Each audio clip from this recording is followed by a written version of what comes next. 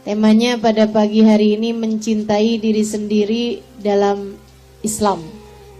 Ya, versinya Islam, versi Allah Subhanahu wa taala, versi Nabi Muhammad alaihissalam. Menurut Allah, menurut Rasulnya, menurut Islam tuh mencintai diri sendiri itu kayak apa sih?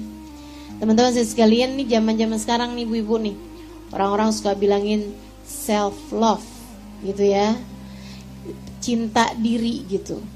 Jadi kita baru bisa mencintai orang lain kalau kita udah cinta sama diri sendiri gitu. Apakah memang sebaiknya orang itu mencintai diri sendiri? Betul, cintai. Silahkan cintai dirimu sendiri. Dan juga memang Islam juga memerintahkan orang untuk cinta sama dirinya sendiri. Makanya haram bunuh diri. Masa diri sendiri dibunuh gitu kan ya? Gak boleh tuh teman-teman saya sekalian gitu. Karena memang Islam memerintahkan kita untuk mencintai diri kita sendiri.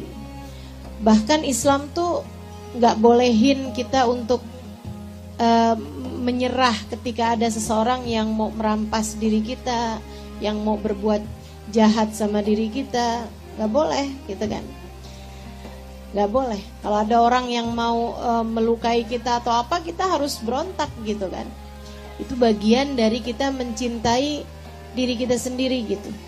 Bahkan kalau misalnya nih ada seorang istri yang KDRT dari suaminya, dipukulin, tendang gitu kan ya. Itu teman-teman saya sekalian, dalam Islam itu istri tersebut itu harus berontak, harus cari keselamatan. Jangan sampai biarin. Jangan sampai udah gue mah sabar aja, biarin aja dah. Gak boleh tuh. Kenapa? Sebab bagian dari cinta kepada diri sendiri itu adalah kita tidak diperkenankan membiarkan ketika diri kita berada dalam keadaan yang tidak nyaman. Gak boleh diri jadi samsak tinjunya suami, itu gak boleh bu. Ustazah sabar kan, saya berusaha buat jadi istri yang sabar. Bu, itu namanya bukan sabar, namanya maaf bodoh. Emang sabar sama bodoh bu kadang-kadang bedanya tipis. Ya bu ya, ibu gak boleh jadi orang bodoh, jadi orang sabar iya gitu. Jadi gak boleh kalau misalnya ada orang itu istri tiap hari jadi samsak tinju tuh. Keluar rumah matanya bengok, pipinya merah, bekas tamparan gitu kan ya. Badannya juga ntar sakit-sakitan gara-gara dijahatin sama siapapun, apalagi sama suaminya. Harus meminta perlindungan. Balik pada keluargamu, balik pada orang tuamu. Udah gak punya orang tua ustazah, balik sama kakak, balik sama tetangga kalau perlu. Kalau perlu laporkan polisi, lapor Polda aja udah gitu ya, Komnas HAM. Itu bagian dari cinta kepada diri sendiri. Akan tapi seperti apa sih sebenarnya Islam itu ngaturin kita cinta sama diri sendiri tuh mesti yang kayak gimana? Yuk kita pelajarin pada siang hari ini, pagi hari ini. Teman-teman sekalian yang saya muliakan, Allah tuh ngasih sama diri kita nih, manusia nih ada 3 unsur ya bu ya. Ada badan, ada akal, sama hati. Ketiganya harus kamu sayangi. Ketiganya harus kamu cintai. Ketiganya harus kamu berikan haknya. Haknya badan apa aja bu? Kasih makan. Jadi kalau ada orang nih gara-gara suaminya buka cabang, akhirnya dia gak mau makan, akhirnya dia gak mau minum, akhirnya dia gak bisa tidur, akhirnya dia ampe gitu sehari 2 hari. Nah itu namanya gak cinta sama diri sendiri. Ibu-ibu serius sekalian yang saya muliakan, badan kamu perlu makan. Islam tidak menyarankan orang untuk tidak memberikan haknya. Nabi pernah sangat marah terhadap kawannya Abdullah ibn Rawahah. Jadi Nabi itu waktu awal hijrah ke Madinah, Nabi ada mempersaudarakan orang Mekah sama orang Madinah. Ada seseorang dipersaudarakan sama Abdullah ibn Rawaha. Satu waktu Abdullah ibn Rawaha lagi ke rumahnya temennya ini, Bu ya, di Madinah. Dia ngelihat istrinya temennya itu, Bu, kagak ada auranya di wajahnya, nggak ada cerianya. Istri temennya tuh mukanya kelihatan lungsut, kelihatan kusut, kelihatan suram lah pokoknya gitu ya, kelihatan suram gitu. Pakai daster udah nggak jelas warnanya, mukanya juga nggak ada kelihatan air mukanya gitu, kayak aduh udah nggak keurusan banget gitu. Akhirnya dia nanya sama istri temennya itu, kamu kok kayak gitu amat sih? Padahal kan kamu punya suami, kamu punya anak gitu. Dia bilang, lah saya mah punya suami juga kayak gak punya suami. Maksud kamu gimana? Suami saya kalau malam ibadah, sholat, kalau siang puasa. Saya sih gak bisa deketin suami saya. Kalau malam sholat mulu, kalau siang puasa mulu, gak bisa dideketin dua-duanya.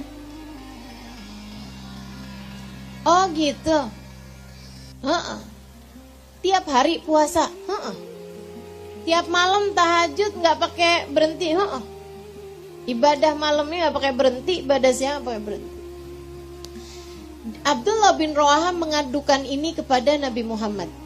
Rasul, apakah itu yang benar gitu? Abdullah bin Rawaha mau tahu gitu. Kata Nabi, oh gitu, panggilin dia. Panggil, sama Nabi ditanyain dulu, ini namanya tabayun ya Bu. Kita tuh kalau dengar kabar, cari kejelasannya dulu, bener apa enggak. Jadi tanyain sama Nabi, asum tadahran, apakah kamu puasa sepanjang tahun? Dia bilang, iya Rasul, bangga Bu, saya puasa tiap hari Rasul. Kecuali lebaran sama hari tasyrik doang saya gak puasa. Selebihnya dalam setahun semuanya hari saya puasain. Agumta lain, apakah kamu kalau malam tuh kamu bangun tiwalas sana sepanjang malam, gak pakai tidur sepanjang malam tiwalal lail? Dia bilang, bala ya Rasulullah. Iya Rasul, pakai tidur saya Rasul. Tidurnya ntar pagi aja tuh Rasul sebentaran. Kamu punya istri? Ada Rasul. Punya anak? Ada Rasul. Kata Nabi Muhammad, innama ana atqakum, sesungguhnya aku adalah orang paling bertakwa di antara kalian. Ibadah itu kan Bu, nyari kedekatan sama Allah. Ibadah itu kita tuh kalau orang bertakwa, kalau orang ibadah itu namanya orang takwa. Kan gitu ya? Orang yang mendekat sama Allah tuh orang yang bertakwa. Innama ana atqakum, kata Nabi, saya ini orang paling takwa di antara kalian. Artinya Nabi orang paling tahu dong jalan menuju Allah. Betul nggak? Nabi paling paham jalan menuju Allah. Walakinni asumu aftur, akan tetapi saya puasa juga, ada hari yang saya nggak puasa. Walakinni agum wa anam, dan kalau malam saya juga ada bangunnya juga, ada tidurnya juga. Inna li jasadika alaika haq, kamu harus tahu, maksud Nabi nih gini, kalau kamu mau beribadah kepada Allah, mau nyari pahala di sisi Allah, mau nyari deket sama Allah, ikuti cara saya. Saya nih puasa juga, Senin Kemis kan Nabi puasa, tapi Selasa Nabi gak puasa, Rebo Nabi gak puasa, Jumat, Sabtu, Minggu Nabi gak puasa. Malah banyakan gak puasanya daripada puasanya. Terus kalau malam, Nabi Muhammad juga bangun tahajud, tapi Nabi juga ada tidur Bu. Nabi tuh habis Isya bentaran dikit tidur, tapi bangun lebih awal. Jam 11, jam 12 Nabi udah bangun Bu. Terus tuh sampai subuh, sholat, ibadah, tapi ada tidurnya Nabi Muhammad. Dan kalau siang nih Nabi nih jam-jam segini nih Nabi tidur nih jam 11 sampai ke Ya setengah 12 sampai ke jam 12 gitu. Belum ya, bentar lagi nih. Makanya saya nggak heran kalau ada ibu-ibu ketiduran pas waktu pengajian jam-jam 11 mau ngerjain sunnah. Saya nggak berani negurnya, ya nggak. Orang mau ngerjain sunnah masa dilarang. Teman-teman sih sekalian saya muliakan, kata Nabi Muhammad begitu tuh. Walakin ya aku mu'anan, tapi kalau malam saya juga ada tidurnya juga, ada bangunnya juga. Siang juga Nabi Muhammad punya qailulah, tidur siang sebentar. Tidur siang sebentar, itu namanya qailulah. Dari kata-kata qalil artinya sebentar. Nah kalau kamu tidur siang dari jam 1 bangun jam 4, namanya bukan qailulah, Bu. Namanya kuthairah. Namanya tidur banyak gitu ya. Namanya naum katsir. Teman-teman sih sekalian, jadi nih kata Nabi Muhammad, nggak gitu caranya. Jalanin hidup nggak gitu caranya. Nabi kemudian bilang, Inna li jasadika alaika hak, badan kamu itu ada haknya. Buat kamu kasih makan, buat kamu rawat, buat kamu bagusin tuh badan, jaga badan. Inna li zaujatika alaika hak, sesungguhnya istri kamu punya hak terhadapmu. Inna li auladika alaika hak, sesungguhnya anak-anakmu punya hak buat kamu sayangi, buat kamu tegurin, buat kamu pelukin, buat kamu kasih, buat kamu dengarkan. Ada hak dari orang-orang di sekeliling kamu. Kamu jangan pikir di akhirat tuh hisab tuh urusannya cuman yang seberapa banyak kamu sholat, seberapa banyak kamu puasa. Enggak gitu. Enggak gitu. Kita di atas muka bumi ini perlu untuk mencintai badan kita, menyayangi badan kita, memberikan hak terhadap badan kita. Jadi bagian dari cinta sama diri sendiri, kasih makan badannya. Silahkan makan. Makan yang enak boleh Ustazah? Boleh, asalkan halalan thayyibah. Yang halal dan yang thayyib. Ibu-ibu jangan karena dengar misalnya begitu ya, orang yang mujahadah makannya ini gitu, sampai kemudian nggak mau makan. Atau misalnya lagi nabung nih, pengen punya rumah, sampai tiap hari makan mau pakai garam mulu. Bu, punya rumah kagak, darah tinggi iya? Nggak gitu caranya, nggak gitu. Kalau punya dinikmati silahkan. Yang penting halalan thayyibah. Begitu. Ibu sekalian, makanan. Nabi kemudian perintahkan sahabat tadi ini. Kata Nabi Muhammad, kalau gitu kamu cukup puasa sebulan 3 hari. Sebulan, tiap sebulan, kecuali Ramadan tentu saja ya. Sebulan puasa 3 hari. Ya Rasulullah, ini utik fauqa dzalik. Rasul, saya kuat lebih daripada itu. Kata Nabi, dan sum yaumul itsnin wal khamis. Kalau gitu kamu puasa seminggu 2 hari, Senin Kamis. Ya Rasulullah, ini utik fauqa dzalik. Saya kuat lebih daripada itu wahai Rasul. Kata Nabi, dan sum yauman waftur yauman kasami Dawud. Kalau gitu berpuasalah seperti puasanya Nabi Dawud. Sehari puasa, sehari enggak, sehari puasa, sehari enggak. Jangan dipuasain sepanjang tahun. Istri kamu nanti merasa enggak punya teman. Baiklah Rasulullah. Jadi dia pun mulai puasa, sehari enggak. Dan dia di akhir-akhir umurnya bilang, udah agak tuaan, dia bilang, ya ampun saya nyesel, kenapa dulu gak ngambil aja sebulan 3 hari aja. Karena ternyata pas sudah tua-tuaan gini saya berat ngerjain sehari puasa, sehari enggak. Andai saya ikut apa yang diperintahkan Nabi Muhammad, gak usah pakai tawar-tawaran, tentu jauh lebih mudah jalanin kehidupan. Gitu. Nabi itu udah yang tahu yang terbaik lah gitu. Jadi badan kita juga, cintai badanmu, kasih makan. Ya, kasih makan. Teman-teman sekalian, tapi Bagian dari mencintai badan, segala-gala ada batasannya. Bu, ada batasannya. Jangan kemudian mari kita cintai diri kita, makan semuanya. Bakso pedes-pedes dimakan, habis itu sakit perut.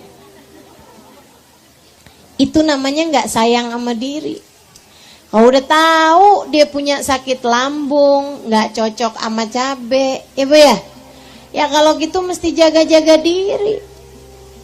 Sayangi dirimu, kasih yang bener, kasih yang bagus. Ibu aja kalau misalnya sayang sama anak, kan kepengennya kan ngasih yang terbaik ya Bu sama anak ibu kan. Mas suami kan juga kayak begitu. Nah, jadi bagian dari cinta sama diri adalah tidak berlebih-lebihan. Ikut apa kata Nabi? Kata Nabi Muhammad terhadap urusan makanan nih Bu nih, nahnu qaumun la na'kul hatta naju' wa idza akalna la nashba. Kami adalah orang-orang yang enggak makan kecuali sesudah lapar, dan kalau makan berhenti sebelum kenyang. Kamu cinta sama diri sendiri begitu. Ya? Ikutin apa yang jadi aturannya Nabi. Jangan kenyang-kenyang masih aja terus aja tuh. Waduh, bener-bener ya. Bagian dari gak cinta sama diri sendiri. Jagain badannya biar sehat. Karena kita nih ibu-ibu sekalian, nih Bu, kenapa orang zaman dulu kayaknya lebih sehat-sehat deh daripada orang zaman sekarang? Ya kan ya? Orang zaman sekarang bener tuh, banyakan mecin, banyakan instan, banyakan gula, banyakan segala macam. Orang dulu-dulu tuh makanannya jauh lebih sehat. Ya Bu ya?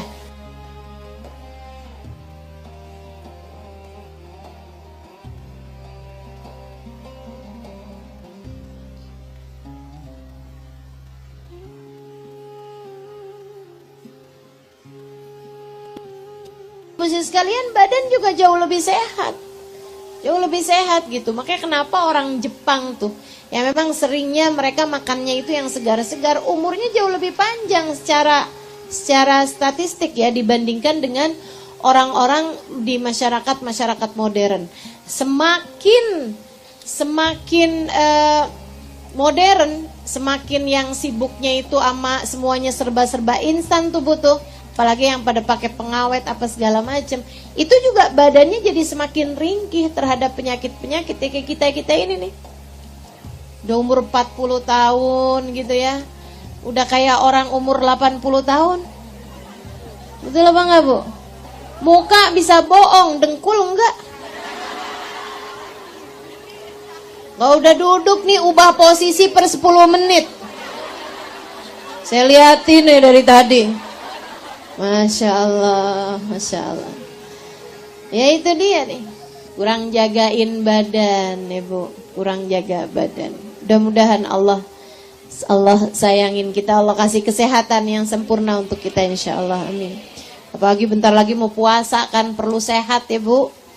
Kalau kita sehat kan ngerjain ibadahnya enak. Jaga badan dengan jaga kesehatan.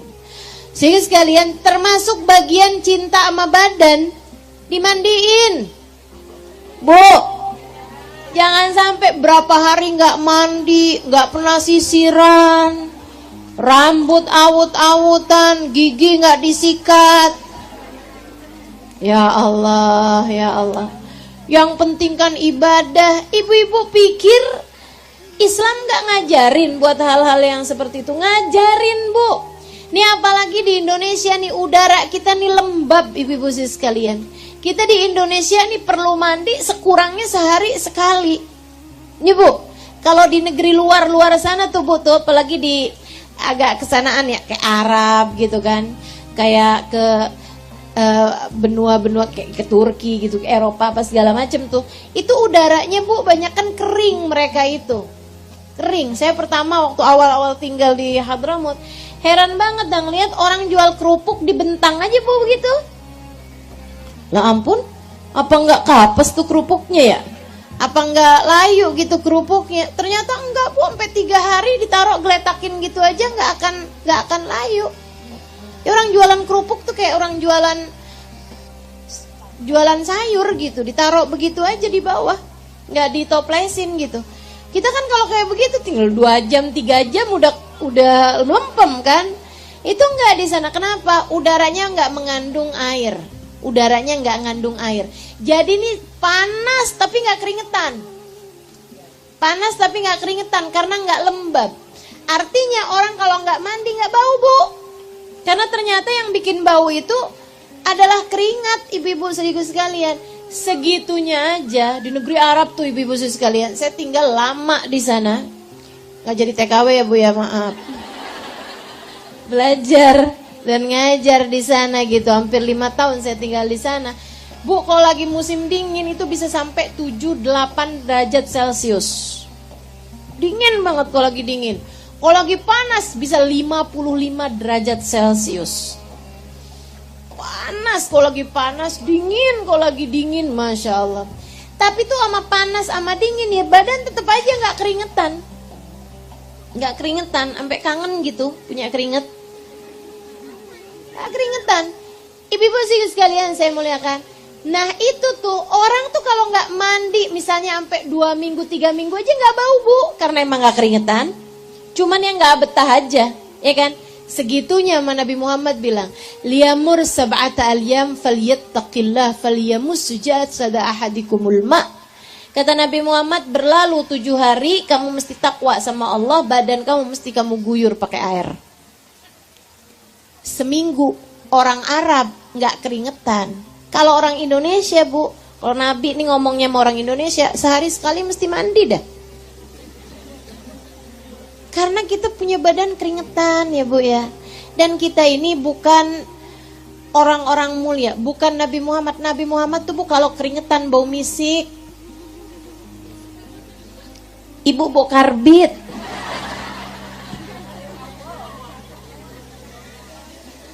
Masya Allah. Nabi baunya kasturi, Bu. Orang malah ambil keringetnya Nabi Muhammad buat dipakai parfum. Kita mah buat bikin jadi zat pemusnah. Buat ngusir tikus, ngusir inian tuh bisa tuh kayaknya pakai keringat kita. Nah itu jadi kita emang mesti banget mandi gitu. Bagian dari mencintai diri sendiri. Mesti tuh. Sikat gigi. Nabi sikat gigi, Bu. Waduh sering banget. Pakai kayu siwak. Padahal Nabi tuh mulutnya baunya wangi. Segitunya Nabi rajin siwakan gigi. Nabi rajin sikatan gigi. Mau masuk rumah sikatan. Nih Nabi nih. Mengajarkan kita untuk mencintai, menyayangi badan kita sendiri. Sahabat tuh bilang, idza takallama faka'annal miska yakhruju min fi. Nabi kalau bicara seolah-olah kasturi bertebaran dari mulut beliau. Wangi bener bau mulutnya. Tambah deket tambah enak ciuman bau mulutnya Nabi.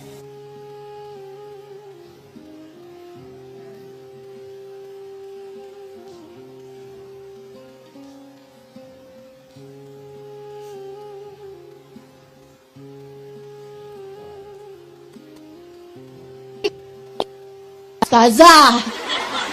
Ya Allah, ya Allah. Mau enggak nengok, enggak akhlak, ya kan? Mau nengok, ya Allah, mesti nahan nafas gitu.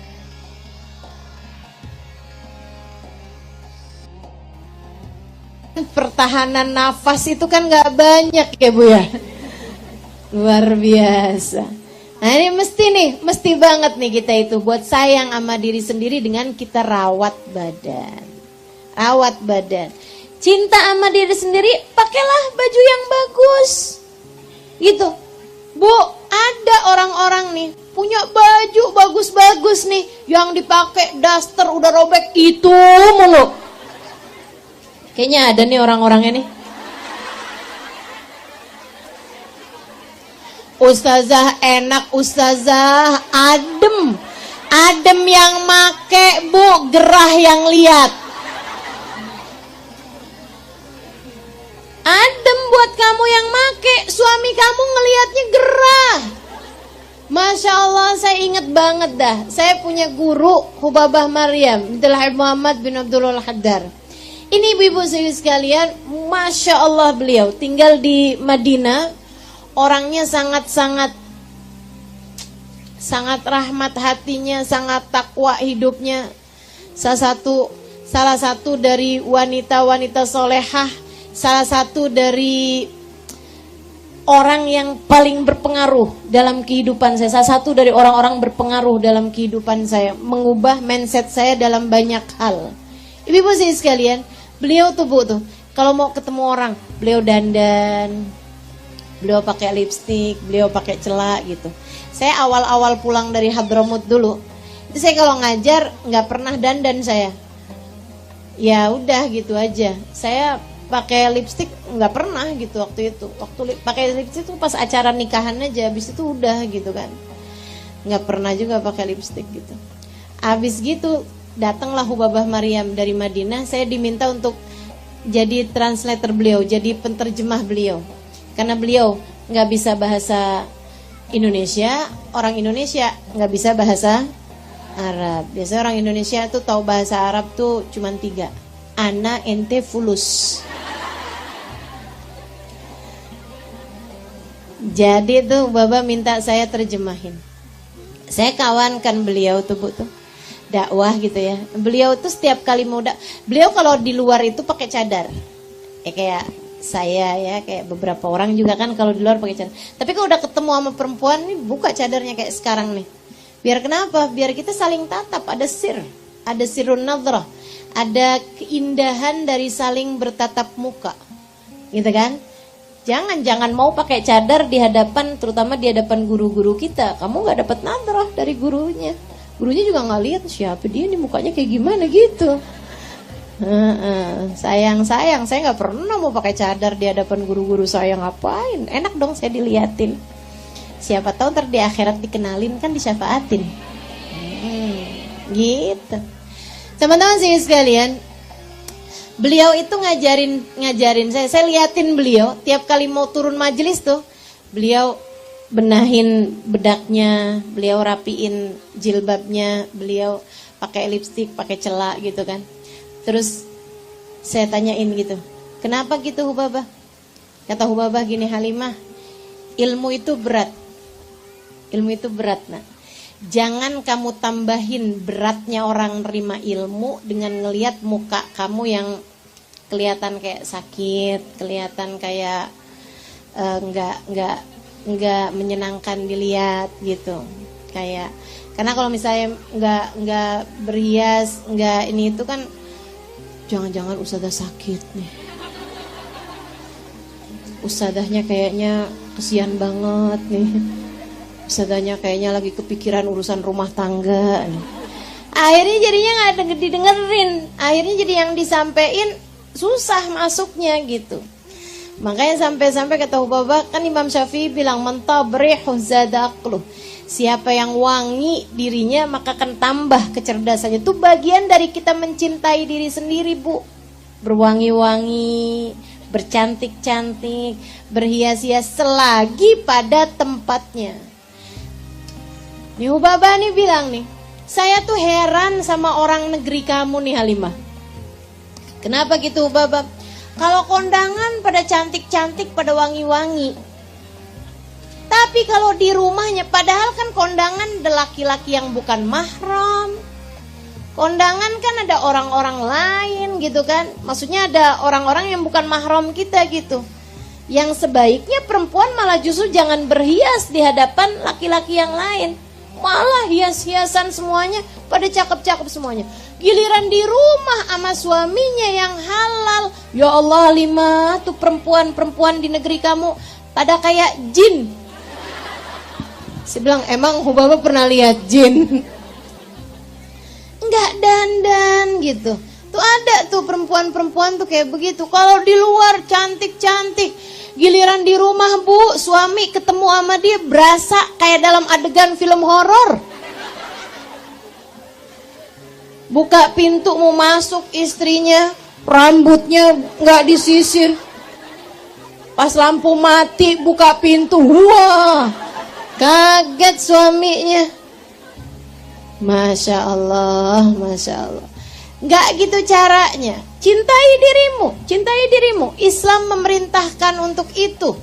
Dalam artian jaga badan, makan yang benar. Begitu kan ya? Makan yang enak tapi juga yang bergizi. Gitu. Sayangi badanmu dengan cara pakai baju yang benar, pakai baju yang bagus gitu. Ibu-ibu sekalian, ini saya kasih tahu, Islam bahkan melarangmu untuk pakai baju robek yang gak dijahit. Islam larang pakai baju robek yang gak dijahit. Kalau kamu mau tetap pakainya, jahit dulu, jangan robek-robek dipakai. Itu min asbabil faqr. Ini saya serius. Salah satu dari sebab kefakiran. Salah satu dari sebab Allah ngasih kepadamu kemiskinan. Salah satu sebabnya adalah kamu suka pakai baju robek. Kamu suka pakai piring udah gompel. Kamu pakai sisir yang udah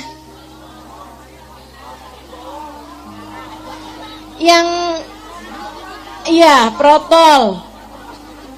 Ya, kamu suka pakai wajan yang udah nggak ada kupingnya tuh,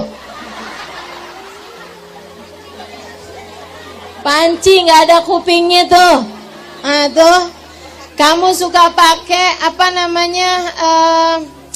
cangkir yang udah nggak ada pegangannya tuh, suka dipakai buat tempat minyak.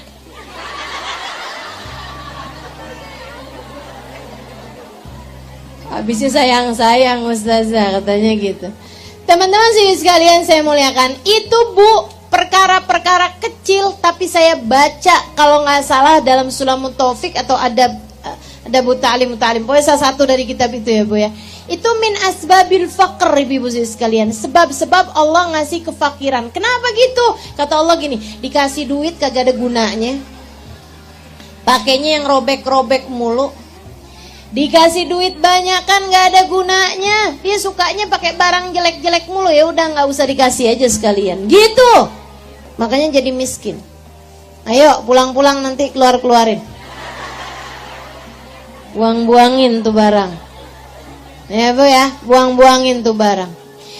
Ibu-ibu sekalian, tuh namanya mencintai diri sendiri, Bu, sayangin diri gitu. Dandan cantik di hadapan suami, pakai wangi-wangian, mau sholat, apalagi sholat tuh ibu-ibu sekalian. Sholat tuh banyak banget nih, punya baju bagus-bagus, giliran mau kena, sininya udah pada bekutu. Ada bintik-bintik. Apa sih itu namanya? Jamur ya. Mau kena sampai sini-sininya berjamur nih. Mana baunya nggak jelas Bu, ya Allah, ya Allah. Minjem mau kena, sholat sambil nahan nafas. Pernah nggak kayak begitu? Innalillahi wa inna ilaihi raji'un. Kamu nggak sayang sama diri sendiri? Sayangi diri sendiri.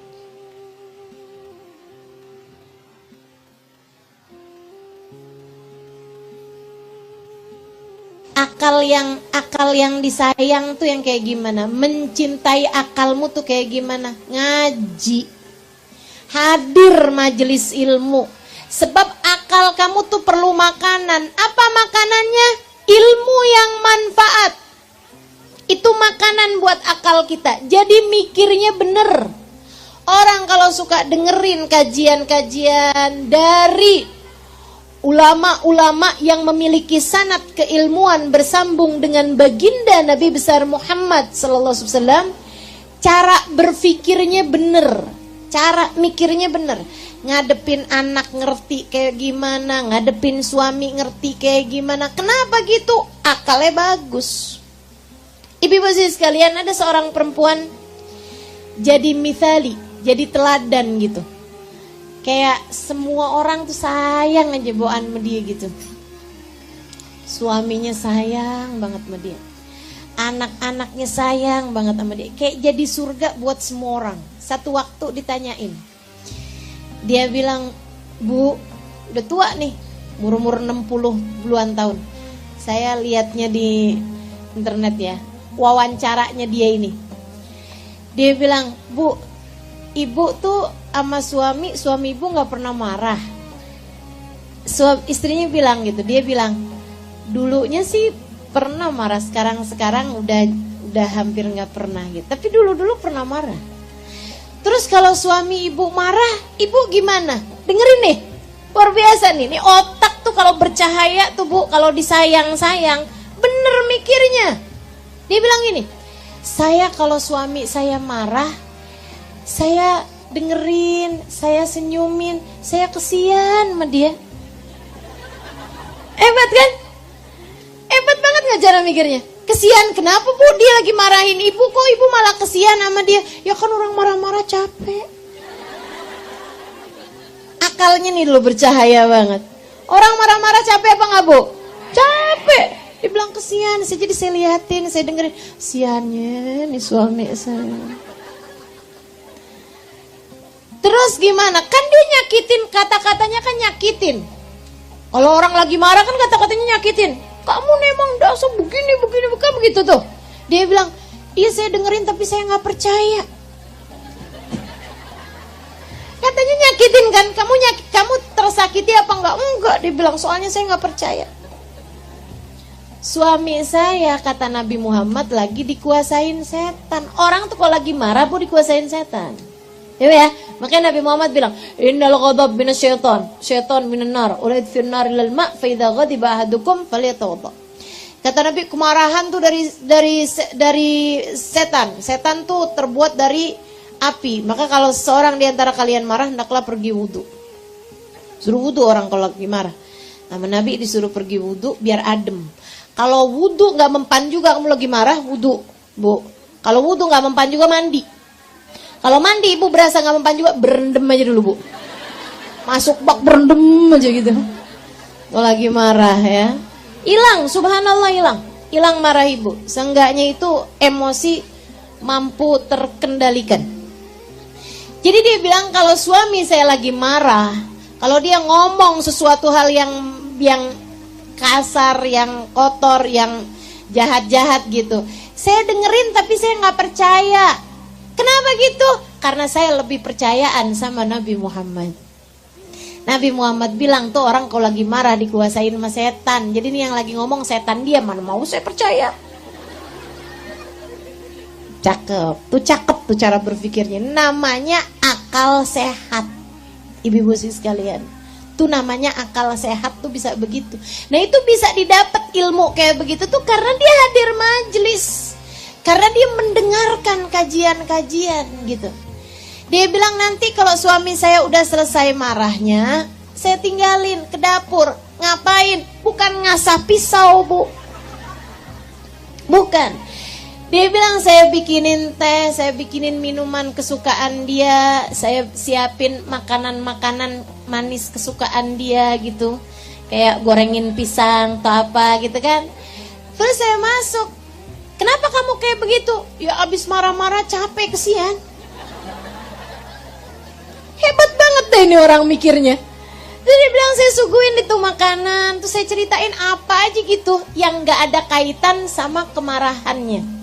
Saya ceritain hal-hal lucu-lucu apa gitu. Tadi saya ketemu sama Ustazah Halimah. Gak ada kaitan gitu sama kemarahannya itu. Tadi aduh kemarin ada orang cerita tuh lucu banget. Ada aja gitu yang diceritain gitu yang untuk bikin suaminya jadi ini gitu. Terus biasanya suami kamu ngapain? Dia akan liatin saya, terus habis itu dia minum, dia ini, terus lama-lama dia ngomong kayak gini. Maaf ya, tadi saya habis marah sama kamu, maafin saya. Ini saya bayangin nih kalau itu kena sama kita-kita. Bakal jawabnya kayak gimana?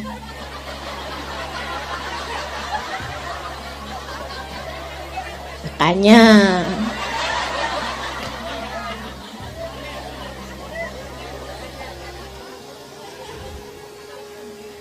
gitu kan? Tuh kan?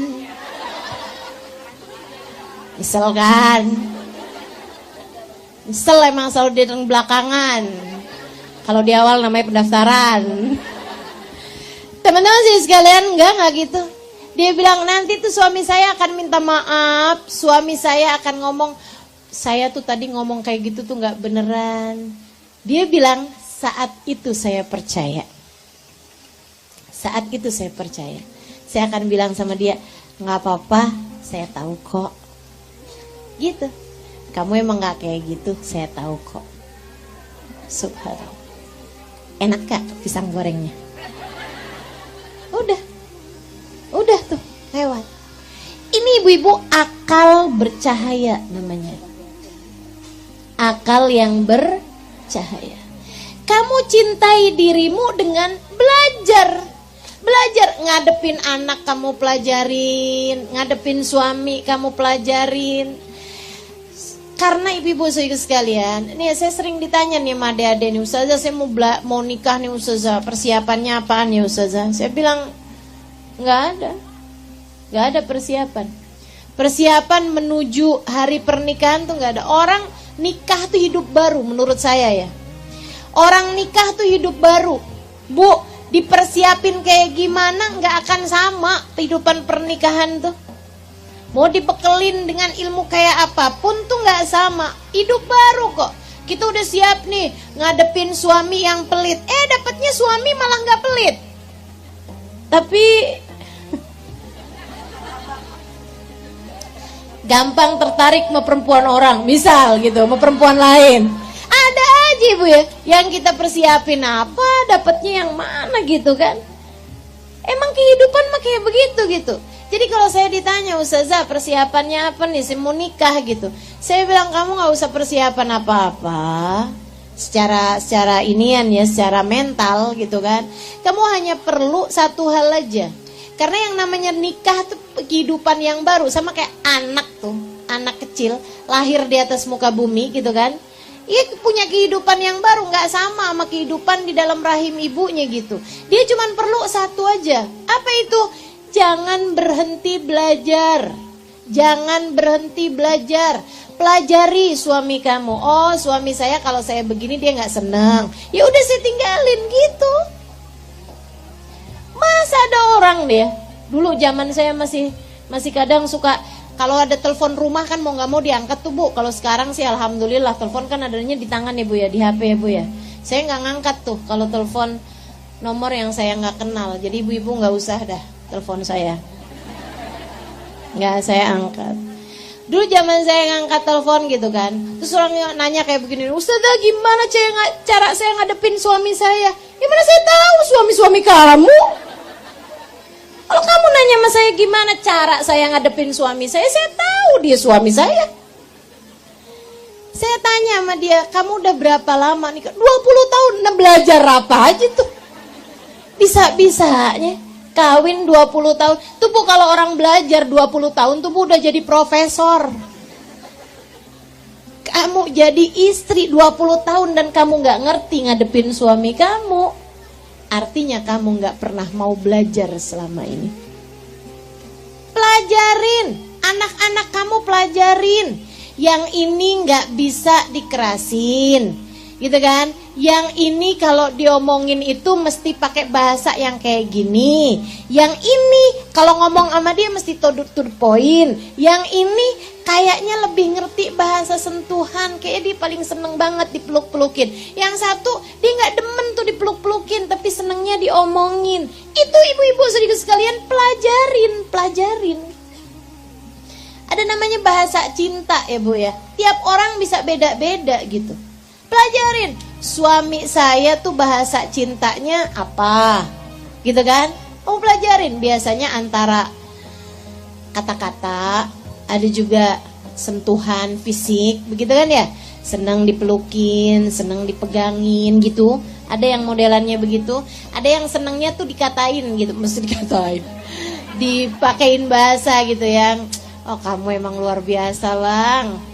Andai waktu bisa kuulang, tak akan ku memilih pasangan lain selain dirimu. Kamu adalah seorang suami yang selalu bisa saya andalkan.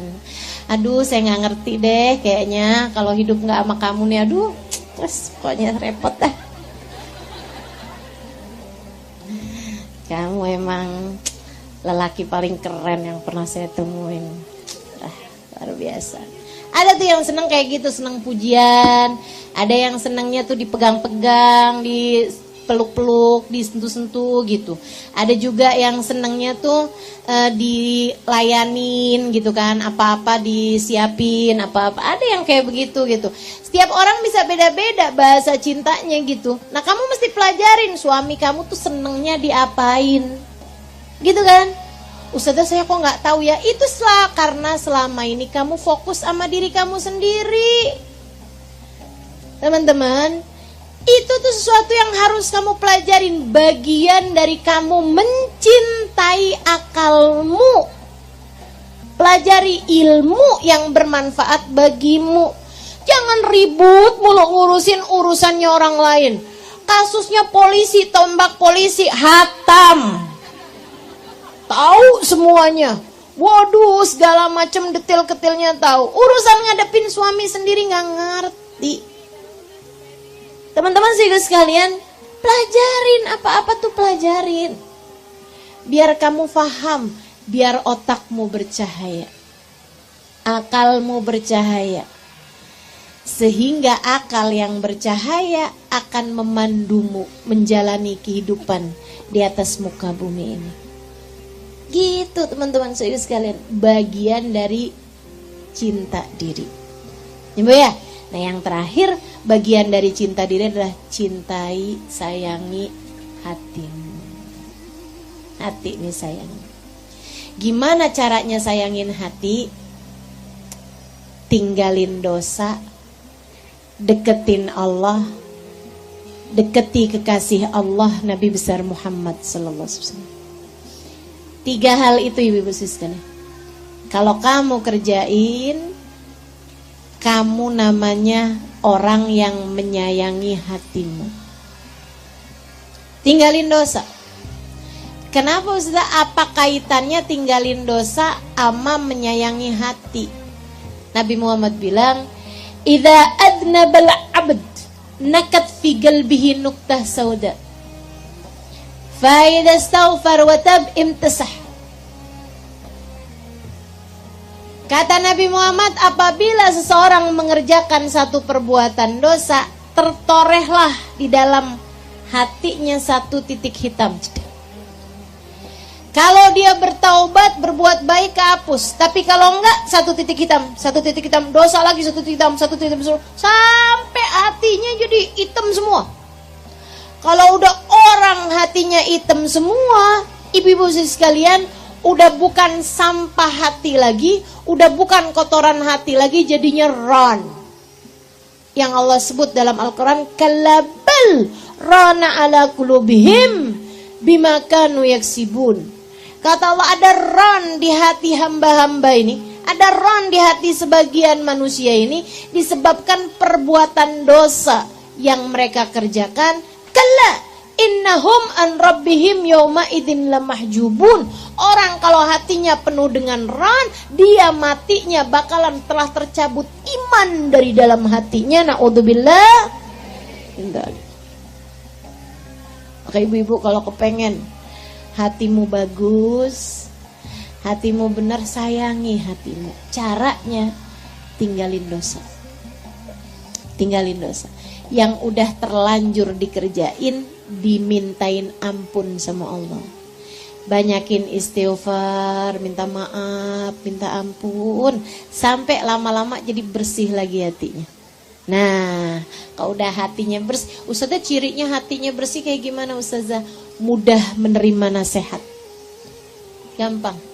Dimasukin nasihat tuh gampang. Itu cirinya hati bersih. Ini kayak gelas nih. Bu, kalau bersih kan gampang nih Bu, dimasukin apaan aja kan gampang. Tapi kalau kotor nih gelasnya nih, kotor gelasnya nih, gelasnya udah ada macem-macem nih, dimasukin kopi rasanya beda, dimasukin teh rasanya beda, emang dalamnya udah macem-macem. Demikian pula dengan hati. Hati yang bersih mudah menerima nasihat, gampang terasa, hatinya tuh gampang terasa.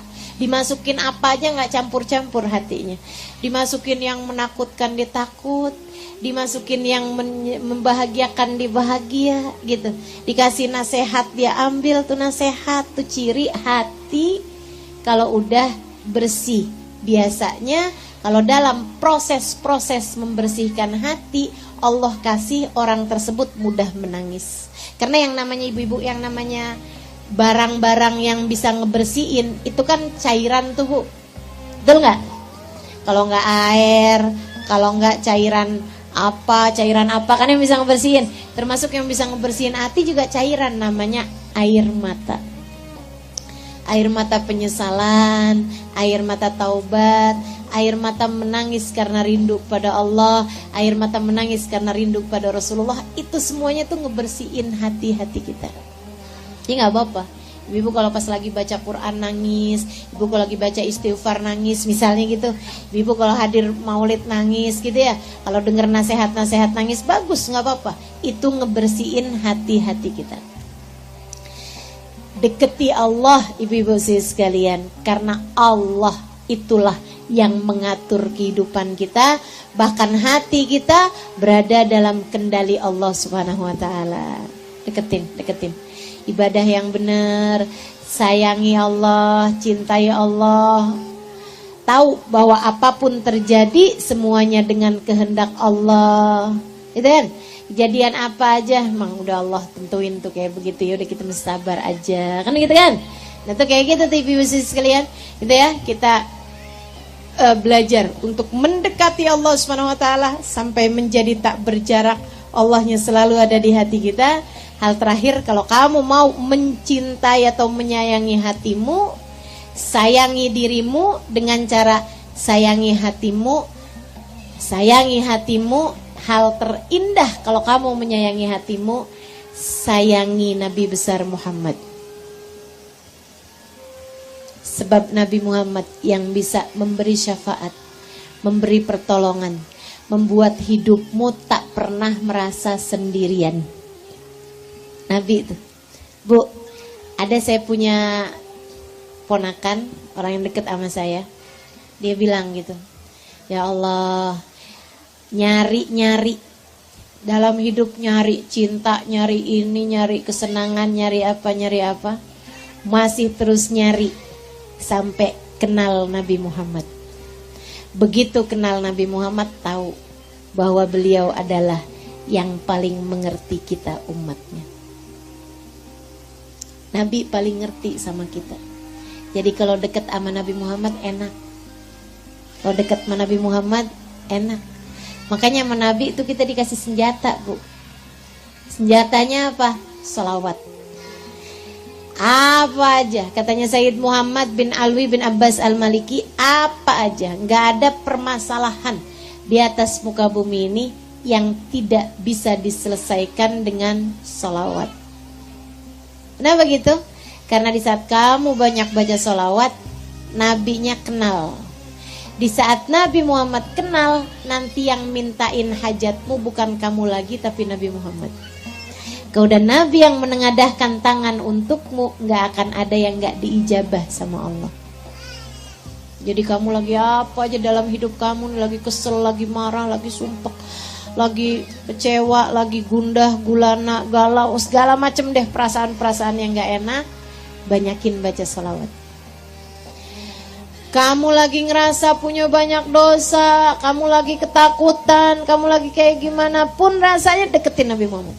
Bahkan kamu lagi seneng, kamu lagi ngerasa bahagia, kamu lagi merasa dicinta sama suamimu, sama anak-anakmu, tapi kamu takut kehilangan hal-hal yang seperti itu, banyakin baca salawat, ibu-ibu sekalian. Sebab dengan baca salawat, Nabi ketika ada orang bilang, ya Rasulullah aku banyak bersalawat padamu, Nabi Muhammad mengatakan, idzan tukfahammuk kutufar dambuk. Kalau kamu banyak baca salawatnya, semua susahmu akan hilang, semua dosamu akan diampuni oleh Allah. Gitu ya. Tuh caranya mencintai diri sendiri menurut Allah, mencintai diri sendiri menurut Islam. Bukan yang kayak katanya orang-orang, cintai diri sendiri, Di saat naksir sama suami orang, ya udah diikutin. Saya kan cinta sama diri saya sendiri, hati saya cinta sama dia, udah tuh. Kemana cinta membawaku, aku akan mengikutinya. Lah. Habis itu didamprat sama istrinya, mau ngomong apa kamu? Mau ngomong cinta diri sendiri? Gitu caranya ibu-ibu sekalian. Cinta diri sendiri seharusnya membawa kita kepada kebahagiaan hidup dunia hingga akhirat. Kalau kamu cinta sama diri sendiri, sayang sama diri sendiri, pastikan dirimu selalu berada dalam keadaan nyaman, mau di dunia sampai akhirat. Insya Allah. Rabbana zalamna anfusana wa illam taghfir lana wa tarhamna lanakunanna minal khasirin. Rabbana atina fid dunya hasanah fil akhirati hasanah wa qina adzabannar. Da'wahum fi subhanakallahumma wa tahiyyatuhum fiha salam. Akhiru da'wana anil hamdulillahi rabbil alamin.